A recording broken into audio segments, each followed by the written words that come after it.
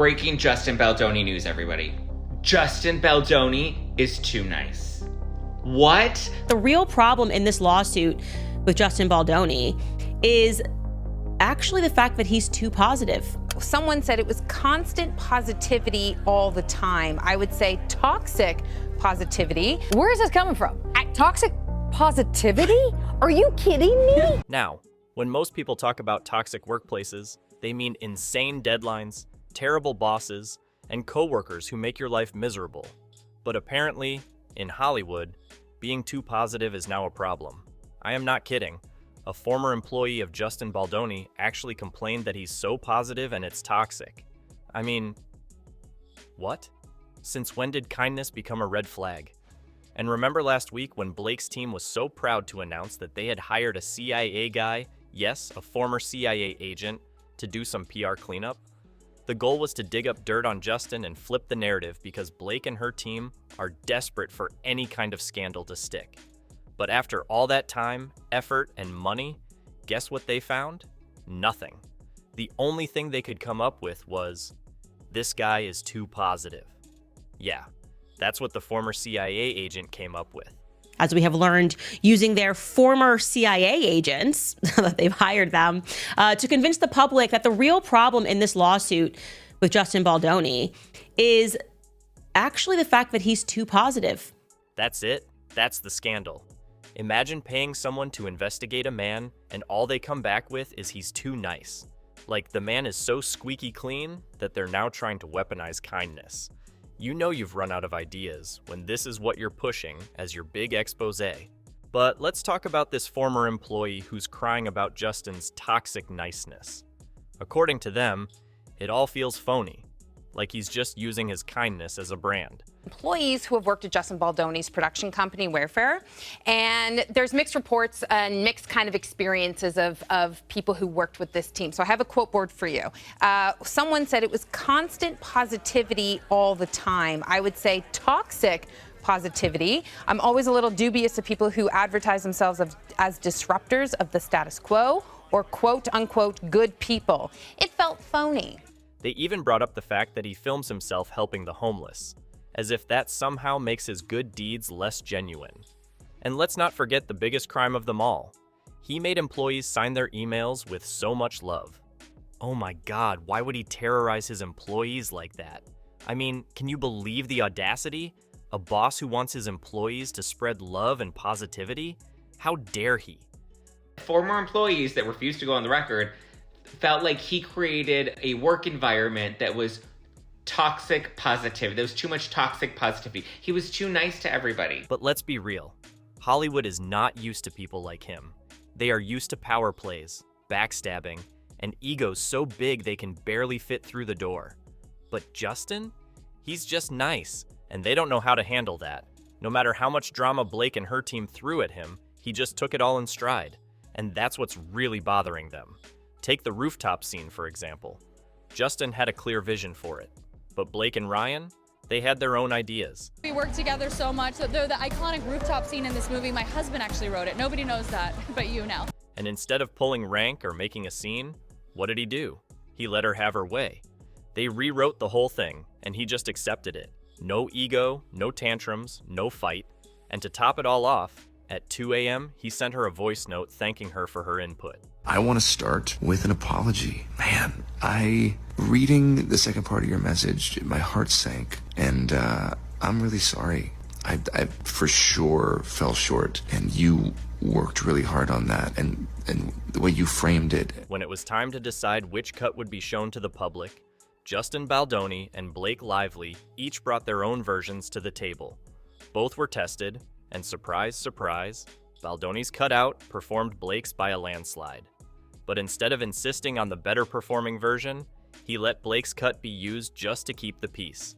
Justin Baldoni's his version, his cut of the film, the Baldoni cut, I'll call it, scored significantly higher than Blake Lively's cut. And still Blake Lively's cut was the one that was chosen. He still didn't do anything publicly. And let's not forget, he was the director. He had the final say. He could have easily overruled Blake and gone with his version, but nope. He chose to step back, all in the name of avoiding conflict and controversy. Now, if that's not next level niceness, I don't know what is. And just when you think it couldn't get crazier, let's talk about what happened at his own movie premiere. This man bought the rights to the book, directed the movie, starred in it, and when the big night came, when he should have been front and center, they sent him to the basement. Yes, you read that right. Instead of making a scene or demanding to be treated like the star he is, what did Justin do? He just went downstairs and made sure his guests had a great time because he didn't want Blake to create drama on the premiere night. There's something so crazy to me about the fact that he bought the rights to make this movie and that this is where he ended up. In the basement with a bunch of water bottles. And it seemed they were making the most of it, kind of making fun of how horrible the situation was. But this is just so crazy to me that this was really his movie. He wasn't even going to mention it until Blake and her team sued him, which forced him to bring it up. Well, I have to say, I agree. Justin really is too nice. Doesn't want to say she's a liar, or doesn't want to say that's inappropriate, or doesn't want to say that's part of someone else's job. And he treats her very well about that. And then there was the after party. Justin skipped the after party he paid for, his own party, just to avoid unnecessary drama. Because, of course, Blake and Ryan were there, and rather than risk any tension, he just threw another party. Can we just take a moment to acknowledge how insane this is? The fact that he had to leave his own celebration just to keep the peace? His patience should be studied in a lab. But let's get to the real mess. In spite of everything Blake Lively has done to him, even knowing in advance that he would be sent to the basement during the premiere, he still refused to speak ill of her. Instead, he praised her, calling her a true creative force to be reckoned with. I'm grateful to Blake for just being a powerhouse of a performer and an amazing collaborator, and just all the people, the crew. And if that wasn't enough, he even hinted that she could direct the sequel if she wanted to. We do have It Starts With Us, so I'm hoping to see you back in the double duty role. I think there are better people for that one. Justin. I think Blake Lively's ready to direct. That's what I think. This is niceness overload. I think that Blake is also jealous of Baldoni's wife because he proudly gives all the credit to his wife. Standing in front of the camera, talking about how she stood by him throughout the movie shoot, took care of their kids, and made the whole project a success.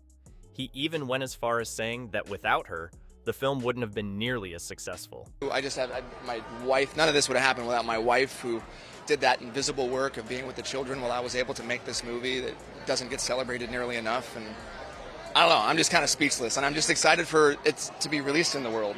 On the other hand, Blake's husband cannot stop downplaying and disrespecting Blake. Here's a man proudly giving his wife her flowers in front of the whole world. This is how it should be, but they are calling it toxic positivity?